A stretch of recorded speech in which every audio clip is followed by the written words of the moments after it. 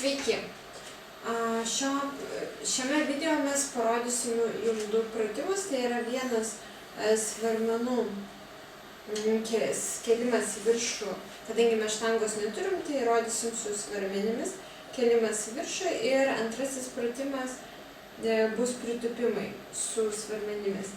Taigi dabar pasiėmėm svarmenis, padėk ant šlaunų, atsigulk.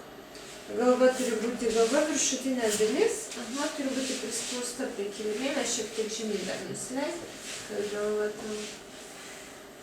Gerai.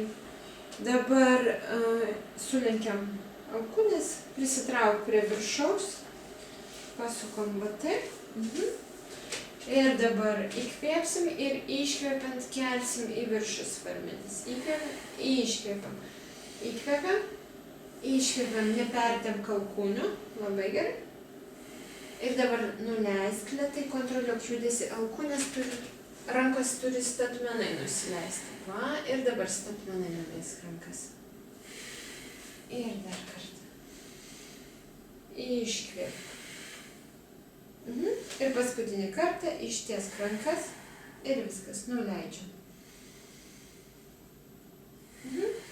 Nuleidžiam šoną.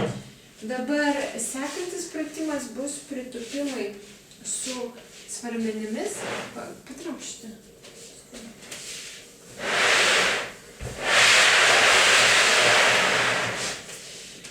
Sekantis pratimas yra pritūpimas su štanga, bet štangos mes neturim, todėl šiuo atveju mes panaudosim didelį svarmenį.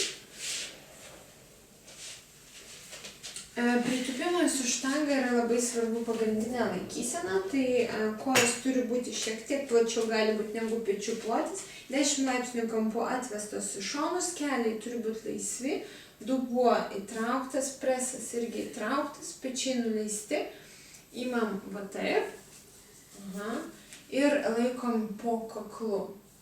Ir dabar įkvepiam ir iškvepiant leisis žemyn, bet stebėk, kad keliai neužeitų už tiesios. Tai reiškia, kad liktai sėstum ant kėdės, sėdmenys atgal, bet nugara teisi.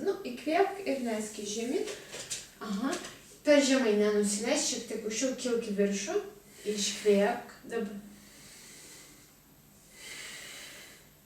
Ir dabar leidžiant, šiek tiek labiau sėsk ant kėdės. Va taip. Alkūnės gali šiek tiek suspausti, ar nesispaudžia daugiau.